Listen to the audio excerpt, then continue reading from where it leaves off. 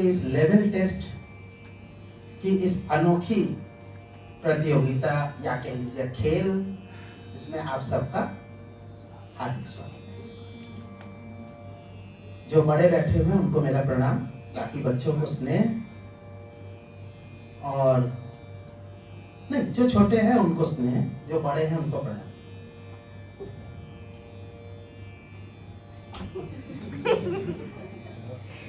नहीं, चार वो अपने आप को नहीं समझते। खैर, जैसा कि आप जानते हैं, मैं इसको रिपीट हर बार करता हूं जिससे कि हर वीडियो रिकॉर्डिंग में ये बात पहुंच जाए कि शिल्पायन लेवल टेस्ट है क्या। लेवल टेस्ट में कुल जय इधर यहाँ से इधर इस साइड सामने बहुत जगह खाली बैठी। लेवल टेस्ट में कुल 100 रागों को चुना गया है। ये वो 100 राग हैं जो शिल्पायन में अलग अलग बैचेस में सिखाए जाते हैं। ये एक बहुत बड़ी बात है कि हम लोग 100 रागों को लेकर के चल रहे हैं। वैसे संख्या इससे भी ज्यादा है, संख्या लगभग 150 की है या 250 की भी हो सकती है। गिना नहीं गया है लेकिन गिना जा सकता है। तो 100 रागों का जो लिस्ट है उसमें से कोई भी 10 राग चूज किए जाएं तो शिल्पायन प्रारंभिक या प्रतियोगिता का या टेस्ट का पहला चरण है, उसमें भर सकते हैं। किसी को लगता है कि नहीं 10 नहीं, मुझे तो 20 आते हैं, तो उसके लिए डायरेक्टली सेकंड स्टेज यानी शिल्पायन प्राज्ञ, प्रारंभिक के बाद प्राज्ञ, तो प्राज्ञ में एंट्री ले सकते हैं। डायरेक्ट एंट्री है, वाइल्ड कार्ड। और उसके बाद तीसरा स्टेज आता है प्रवीण का, जिसमें 40 राग। चौथा जो है वो डायरेक्ट एंट्री का नहीं है। तीसरा होने के बाद, तीसरे में सफलतापूर्वक उसको क्लियर करने के बाद ही चौथे स्टेज में उसको एंट्री दी जाती है। तो फिलहाल हम लोगों के चूंकि ये इसी वर्ष स्टार्ट हुआ है और बल्कि पिछले ही महीने से स्टार्ट हुआ है, इसलिए अभी मात्र 4 लोगों ने दिया है। अभी आगे हमारी लाइनअप बहुत लंबी है, काफी लोगों ने पहले से लिस्ट दे दिया है और वो उनको धीरे धीरे हम लोग सुनते चले जाएंगे जब जब समय होगा। तो आज शिल्पायन प्राग यानी लेवल 2, ये सारा कुछ आशी ने खुद बहुत ही सुंदर ढंग से इसको लिखा है। हम मान के चल रहे हैं आशी नहीं किया है, तो नहीं, लोगों को लगता है कि मम्मी पापा कर रहे होंगे, चाचा बैठे हैं, दादाजी बैठे हैं, किसी की सलाह, लेकिन हमें पता है कि आशी खुद अपना ये सब काम करते हैं। तो बहुत ही सुंदर ढंग से इसने भी लिखा है शिल्पायन प्राज्ञ यानी लेवल 2। उसमें आप देख सकते हैं कि कुल 20 राग उसने चूज किए। तो हमने कुछ जो चिट है उसमें सारे जगह नाम लिखे हुए हैं, वो पीछे कुछ लोगों में बांट दिया गया है। और बांट देने के बाद हम लोग किसी एक को कहेंगे कि उसके चिट में क्या आया हुआ है, तो वो उसके चिट में जो भी आया होगा, जो लोग खोल के देख रहे हैं उनका मानना नहीं जाएगा। तो उसमें जो भी राग होगा उसको आशी को प्रस्तुत करना चाहिए। एक मजेदार खेल है। और इसके बाद कुछ और राग भी होंगे और उस रागों के जो भी है वो चलेगा। चल थोड़ा सा सब लोग थोड़ा सा और आगे आ जाए। हाँ ठीक है, एक इधर भी कोई यहाँ जगह है, इधर आता है। और जो लोग पीछे हैं वो लोग थोड़ा सा और आगे की ओर आए। सामने वाले ठीक है, सामने वाले ठीक है, पीछे वाले हैं आप लोग ठीक है। You are all okay, front liners are okay. यहाँ पे तो सब लोग का नहीं होगा, उधर ही बैठना पड़ेगा, थोड़ा पीछे की ओर बैठ जाओ। हाँ थोड़ा सा देख लो, जगह बना लो। तो ये जो इतने सारे रागों को हम लोग लेके चलते हैं, ये एक अनूठी बात है।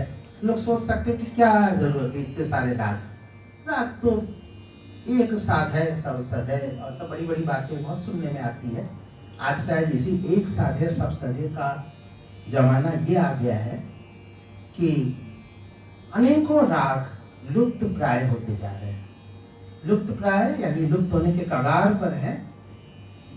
आगे कोई इसका नाम लेवा नहीं रहेगा। जैसे हमारे बहुत सारे राग मध्यकालीन है, मध्यकाल में उन रागों का जिक्र है, कुछ कुछ वर्णन भी है, लेकिन उस समय के वर्णन से आज के वर्णन मेल नहीं खाते, तो हम एकदम बिल्कुल समझ नहीं पाते हैं कि इस राग का क्या स्वरूप वास्तव में है, क्योंकि उस समय रिकॉर्डिंग का ध्वन्यांकन का कोई बहुत माध्यम नहीं था, और स्वरांकन का माध्यम भी बहुत अच्छी तरह से डेवलप नहीं हुआ था। ये क्यों नहीं हुआ था मुझे समझ में नहीं आता है कि वे लोग इतने बड़े बड़े विद्वान थे, उन्होंने एक स्वरलिपि पद्धति क्यों अच्छी सी नहीं खोजी।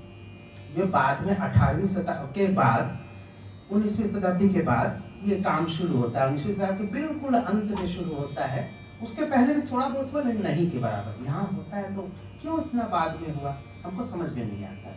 बाद में ऐसा लगता है कि चूंकि हमारी विद्या यानी संगीत ये गुरुमुखी विद्या मानी गई शुरू से, जिससे उसको लिखना और उनको दर्ज करना ये वैसे ही खराब समझा जाता था जैसे अपने वेदों का है। वेद थे पहले भी, कब से थे पता करना मुश्किल है, बताना मुश्किल है, क्योंकि उसका रिटन डॉक्यूमेंट्स नहीं मिलता है। लेकिन अचानक से कोई बैठा और लिख दिया, ऐसा नहीं हो सकता है। ठीक उसी प्रकार से जैसे हमारे संगीत का जो गंधर्व वेद है, जिसको हम लोग भरत के नाट्यशास्त्र के रूप में भी जानते हैं, ये कहा जाता है कि ये उपवेद है सामवेद का, तो उसमें भी क्या विद्याएं हैं ये बाद में जो भरत के बहुत सारे भरत रहे होंगे ऐसा अनुमान है, बहुत सारे भरत आते गए, संगीत के भरत, ये वो भरत नहीं है जिनसे भारत बना है। भरत जो थे वो एक संप्रदाय भी कहा जाता है कि वो एक संप्रदाय था, उसके सभी लोग भरत थे क्योंकि वो गांधर्व का काल करते थे। तो वो एक समय में आया जब किसी ने सोचा कि उसको पूरा लिखा जाए, तो लिपिबद्ध किया, और वहां से शुरू होती है भरत के नाट्यशास्त्र को। उसको चौथी छठवीं अलग अलग शताब्दियों की मान्यताओं के अनुसार है, कभी भी वो एक दर्ज हुई तो उसमें संगीत शास्त्र की बात कही गई थी, वो भी पूरी तरह से नहीं। कहा गया कि नाट्य शास्त्र का यानी नाट्य को नाटक न समझना, नाटक एक पक्ष है, नाट्य संपूर्ण पक्ष है, उसमें कुछ भी आ सकता है, चित्रकारी भी है, साहित्य भी है, संगीत भी है, कला भी है, सब कुछ उसमें आ सकता है। ये सारी विद्याओं को लेकर के नाट्य शास्त्र है। उन विद्याओं में से संगीत को भी जगह मिली, साफ समझ में आता था कि संगीत एक अलग विधा नहीं है, संगीत एक स्वतंत्र विद्या नहीं रही होगी, एक नाट्य के पार्ट के रूप में था। अब इसी को धीरे धीरे आगे आकार मिलता गया। बृहदृषि भी रहा उसी समय, बाद में आके शारंगदेव के समय में संगीत रत्नाकर आते आते ये काम और अच्छी तरह से पुष्ट रूप से हुआ। फिर ये राग कैसे चले आए पता नहीं, उससे पहले लोग राग का भी उतना जिक्र नहीं आता है, लेकिन उस हिसाब से नहीं है जैसे आज के हिसाब से है। तो उसको फिर राग का रूप कैसे मिला, इसमें थोड़ा मतभेद भी है, लोगों की अपनी अपनी धारणाएं हैं। जाति से निकला, कोई कहता ऐसे निकला, कोई कहता गांव के धुनों से निकला। कुछ लोग ये भी मानते हैं कि बाहर से मकाम आया, तो मकाम से रागों का रूप बनता गया। ये जो सारी अलग अलग जो स्रोत है उसके बारे में बहुत पता न होने के कारण कहना थोड़ा सा मुश्किल है कि आखिर राग पूरी तरह से बने कैसे, किस उद्गम से ये आता है। खैर ये सब छोटी दूसरी बातें हैं। जब इसके बाद रागों की संख्या में वृद्धि होती गई, लोगों ने अपनी कल्पनाशीलता लगाई, नए राग बनाए, बनाते चले गए। किसी कोई धुन से प्रेरित होकर, कोई नए प्रयोग से, कोई रचनात्मकता से, कोई अपने किसी और जगह से, जिस प्रेरणा से जिसको मिला राग बनाते चले गए। और हमारे पास सैकड़ों राग हो गए। हमारे एक मित्र ने तो करीब कई हजार रागों का भी उसने लिपिबद्ध किया हुआ है। बॉम्बे में रहते हैं, रामकृष्ण दास नाम है। क्या रंग लिखता है वो, उसका उपनाम भी है नाद। कौन बोला है? क्या? नमस्ते, आइए सब बैठे, आप ऊपर ही बैठे। एक कुर्सी भी उधर निकाल दो तो कैसा मतलब उधर उनको बैठा दो, डॉक्टर साहब हो जाएगा, सब लोग नहीं हो पाएंगे। दरवाजा बंद, हाँ वहाँ भी जगह, आप बल्कि सब लोग वहाँ भी जा सकते।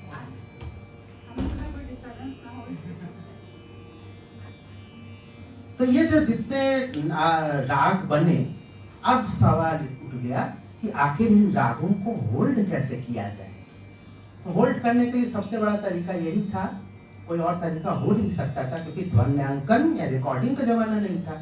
तो लोगों ने अपने उदारता से अपने शिष्यों को सिखाया और परंपरा अनुसार वो चलती चली गई। अलग अलग बानी, उस समय घराने नहीं कहे जाते थे, बानी यानी ध्रुपद की जो 4 बानियां हैं उनसे मेरा आशय है। इस तरह से लोगों ने रागों को होल्ड किया, काफी अपने पास रखा। ये सब करते करते मध्यकाल आते आते एक तरह की संकुचितता आ गई कि लोग उसको बांटना थोड़ा बंद करते गए। फिर भी ऐसा भी नहीं था कि लोगों ने बांटा नहीं, लिखा नहीं, क्योंकि उस समय लिखने का समय आ चुका था, अच्छी तरह लोगों ने लिखा। लेकिन तब भी ये जो किताबें छपती है, छापा खाना, ये कॉन्सेप्ट नहीं आया था। जब कॉन्सेप्ट आया तब इसको सही ढंग से एकदम फैलाया गया।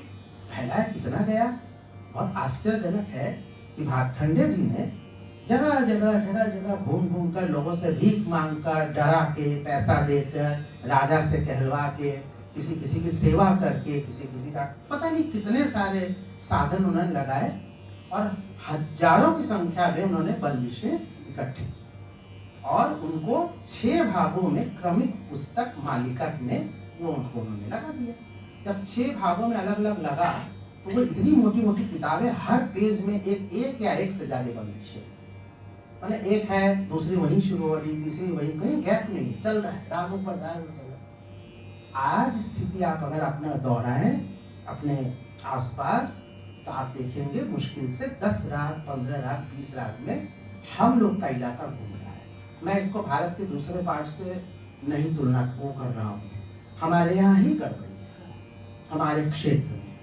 महाराष्ट्र में कमी नहीं है, वहाँ पे काम हो रहा है, बंगाल में भी कुछ कुछ जगह काम हो रहा है, दक्षिण में तो उनके संगीत को लेकर के काफी गंभीरता है, काफी फैलाव है। वहाँ पे जो भी विद्वान यहाँ पे आके बात करते हैं वो क्या क्या समझाते हैं, क्या क्या बताते हैं, बहुत सारी चीजें नई नई बताते हैं। तो मैं आश्चर्य होता है कि उनके अंदर विद्या को फैलाने का शौक भी है और फैला भी रहे हैं सब।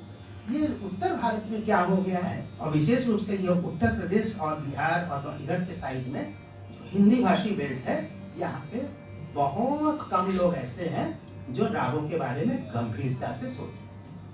और गंभीरता से न सोचने का नतीजा है कि धीरे धीरे रागों की संख्या घटती है। जबकि पहले कहा जाता था कि 25 राग कितने 25-30 होने चाहिए, अब घटते घटते वो 15 पे आ गया। अब तो हमें लगता है 5 ही 7 सुबह के राग किसी को याद नहीं, कुछ लोगों ने प्रोग्राम मना कर दिया, ये सुबह का राग तैयार नहीं गा सकते, राग का तैयार। अब राग का राग तो सुबह गाएंगे नहीं क्योंकि रागों का समय, ऐसा भी देखने में आया। तो हम लोगों ने इसके लिए प्रयास किया, सुबह के रागों को लेकर भरपूर सिखाया, इतना सिखाया कि लोग समझ गए कि अब यहाँ से शिल्पायन से हमारे जो सिखाया जा रहा है। और हमारे बहुत सारे, फिर हमने कहा कि इसको गा के मैं लगाता हूँ, यूट्यूब ही सबसे बड़ा माध्यम है, स्टोर भी हो जाता है। तो मैंने अपने एक चैनल बनाया, उसमें 141 ऑलरेडी पब्लिश्ड है, 3-4 और उसमें लगा हुआ है अनपब्लिश्ड है। उसको भी हम 151 तक जब ले जाएंगे तो 151 तक ले आके तब उनको बाकी को एक साथ पब्लिश करो। तो 141 तक उसमें ऑलरेडी कर दिया गया है। उसमें बहुत सारे राग हैं, ये नहीं कि मुझे सब आते हैं, ये तो मैं भी नहीं कर रहा हूँ, जरूर कोई और भी होगा जो 250 कर सकता है। हम ये नहीं कह रहे हैं कि मुझे सब आता है, लेकिन जब मैंने इन चीज़ों को सामने लाया तो देख करके आश्चर्य ये हुआ कि हमारे विद्यार्थियों में रुचि ना के बराबर है। उनको अपने काम से मतलब है, उसके लिए बहुत सारे चीज जिम्मेदार है। विद्यार्थी अकेले जिम्मेदार नहीं है। जब कोई कॉलेजेस में जाता है, यूनिवर्सिटीज में जाता है सीखने के लिए, तो वहाँ बताया जाता है कि देखो तुम्हारे कोर्स में 6 डिटेल है, 6 नॉन डिटेल है, एक डिटेल तैयार कर लो, 1-2 नॉन डिटेल कर लो, काम हो जाएगा, टीचर का काम खत्म, कोर्स पूरा। शायद ही कोई ऐसा टीचर है जो पूरा करा रहा हो। कई यूनिवर्सिटी में क्लासेस ही नहीं होते हैं, तो कहाँ से करेंगे, टीचर ही नहीं है, उनका क्या कसूर है। बहुत सारे ऐसे डिग्री कॉलेजेस है जहाँ म्यूजिक चल रहा है बाकायदे, हर साल वो होते हैं। एक आध जगह मुझे मालूम है, नामी यूनिवर्सिटी है, 17 साल से पोस्ट खाली थी, लेकिन हर साल मास्टर्स निकले। कौन सिखाया, कहाँ से आया, लेकिन एग्जाम हुए, सबको डिग्री मिली, सब मस्त है। सिखाने वाला खुश है कि उसको सिखाना नहीं पड़ा, सीखने वाला भी खुश है कि सीखना नहीं पड़ा। तब इन सब में बात कहाँ चली गई है जाके कि हम लोग के अंदर एक शून्यता आ गई। किसी भी कलाकार को आके हम तो ये जो है सामने जो 100 रागों का चैलेंज है ये हम एक्सटेंड करते हैं कि ये कोई भी व्यक्ति आकर के यहाँ पे कर ले, हम उसका यहाँ पे बैठा कर, कोई भी विद्यार्थी, बड़ों की मैं बात नहीं कर रहा हूँ, कोई भी विद्यार्थी आके यहाँ बैठे, कुछ 100 रागों में से 20-40 जो उसको मन है करे, मैं उसको यहाँ पे ऐसे लॉटरी की तरह करके इसको करूँ और उसके बाद मैं उसको भी कैश प्राइज भी दूंगा। सब मैं कर चुका हूँ, लेकिन हम जानते हैं कि ऐसा होने नहीं वाला है। होने वाला है, हमारे इलाके में नहीं होने वाला, वो होगा दूसरे जगह से। तो उतने दूर से कहाँ कोई आएगा सामने बैठा के सुनना, ऑनलाइन तो है नहीं। तो ये सब जो परिस्थितियां जो नई वाली आई है, इससे हम लोग एक छोटा सा युद्ध कर रहे हैं, जिससे कि ये चीजें पूरी तरह से गायब ना हो जाए। हमारे यहाँ के विद्यार्थियों को अभी पिछले जैसे और भी हुआ है, तो उसमें वसंत मुखारी क्या होता है, झिंझोटी क्या होता है, किसी ने और भी क्या श्री भी गाया, और भी क्या क्या गाया पिछले बार, चंद्र प्रभा, चंद्रकोश, और भी चंद्रकोश तो चलो सब लोग जानते भी, कुछ लोग वो मधुकोश, मधुकोश भी कुछ लोग जानते हैं, मधुकोश नहीं जानते, तो मधुकोश है। ये सब सारे राग यहाँ के ज्यादातर अच्छे विद्यार्थी जो लोग पहले से सीख रहे सब जानते हैं। ये इसमें से जितने 20 राग हैं आप लोग इसमें टटोलना चाहिए अपने आप को, मैं इन रागों से परिचित हूँ, पहली बात। दूसरा सोचिए कि 20 रागों में आपको छोटा ख्याल आता है कि नहीं, दूसरी बात। तीसरा देखिए कि उसमें विलंबित आता है कि नहीं, क्योंकि यहाँ गाने के लिए बैठेंगे हम तो विलंबित भी पूछेंगे, तो अविलंबित सहित ही गवाएंगे। ऐसे केवल छोटा ख्याल गवाना हो तो सैकड़ों और भी हो सकते थे, वो मैं नहीं करूंगा। तो ये जो एक लड़ाई है कि विलंबित बेकार चीज है, राग की उतने सारे क्यों गाने चाहिए, एक साध है सब सद है। अरे एक साध है सब सद है, तो सब कौन सा सब, जब एक ही जिंदगी में साधते चले गए तो वो कौन सा सब है जो सब है, ये भी तो पता करना पड़ेगा कि सब बने सदा में तो कौन सा सब सदा है। तो ये सब मतलब कितने, इसका कोई हिसाब नहीं। जो ये लोग कहते हैं, बड़े बड़े विद्वान बोले, बड़े बड़े कलाकार वर्कशॉप में आते हैं, आकर के बोलते हैं एक साथ है सब सदे, बेटा यमन अगर इस जन्म में आ जाए तो बहुत बात सही है आपकी, 100% सही है, लेकिन यमन हम साधेंगे तो हमको दुर्गा क्यों नहीं गाना चाहिए, हमको बागेश्वरी क्यों नहीं गाना चाहिए। तो विद्यार्थी उसमें काम भरे की चीज उठाता है, एक साथ है, गुरु जी बोले एक साथ है, तो उसके बाद सब सदे है उसको खा जाते हैं। तो हम सब सदे से के लिए लड़ाई कर रहे हैं, एक सबको साधना चाहिए, लेकिन उसके साथ सब सदे का भी ख्याल चाहिए। तो इसी के लिए हम लोग ये लेवल टेस्ट करते हैं, जिससे हमारे विद्यार्थी किसी एक में वो किसमें बोलते हैं एक जैकी नॉलेज हो क्या, मास्टर ऑफ नन रह जाते हैं सर। मालूम चला कि उसमें मास्टर ऑफ नन रह जाएंगे तो हमारा काम होगा नहीं, हमको मास्टर ऑफ ऑल बनाएंगे। ये कोई क्यों बोलेगा कि हम एक संगीत के मास्टर हैं, मास्टर कर चुके हैं, अब मुझे एक ही राग आता है, तो मास्टर ऑफ नन पे हमको नहीं जाना, हमको मास्टर ऑफ ऑल की ओर ले जाना है। ऑल संभव नहीं है, ऑल बहुत बड़ा है, यहाँ लोगों को पता तक नहीं है कितना होता है। तो इसी तरह सामने पड़ा हुआ है, 20 राग आपके सामने है। दो तरीका हो सकता है, या तो आशी बताए कि कौन से भैया पीछे जो बैठे हैं वो कोई भी इशारा मत करना, मेरे पास सरल राग है, इशारा कर धीरे से, ऐसा नहीं, खैर उसको कोई फर्क नहीं पड़ता, ऐसे इसको डिग्रेड थोड़ी करना, उसको 20 राग बहुत अच्छे से आते हैं। आपका मन करे तो 20वें से शुरू भी कर सकते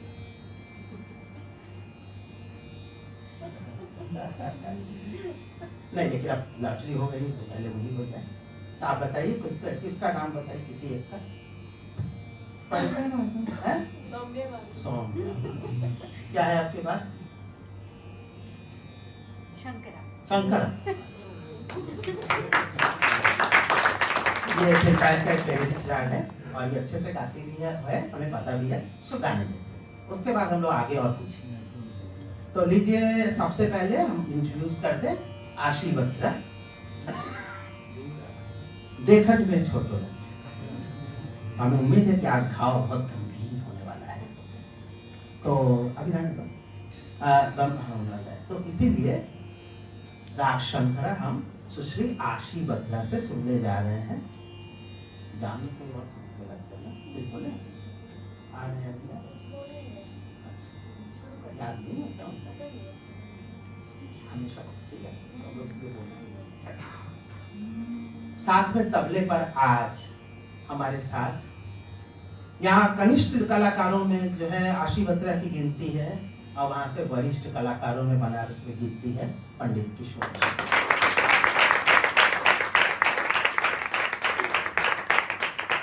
ये एक ऐसे कलाकार हैं जो इतने भी नहीं है कि बड़े से बड़े कलाकारों के साथ तो बजाते ही हैं, हमेशा बजाते आए हैं, लेकिन छोटे कलाकारों के साथ भी एक हिकारत भरी नजरों से कि अरे चलो बच्चे है, ऐसा कभी उन्होंने नहीं सोचा। और शिल्पायन के बच्चों को तो वैसे भी नहीं सोचते कुछ तो वो जानते हैं यहाँ के छोटे छोटे बच्चे भी अच्छा गाते हैं, तो इसी विश्वास के साथ वो हमेशा आके बैठते हैं और बहुत इंजॉय भी करते हैं साथ में बजाने का। तो ऐसे पंडित किशोर मिश्र जी तबले पर हैं और हारमोनियम पर है श्री हर्षित उपाध्याय। तो प्रस्तुत है राग शंकर।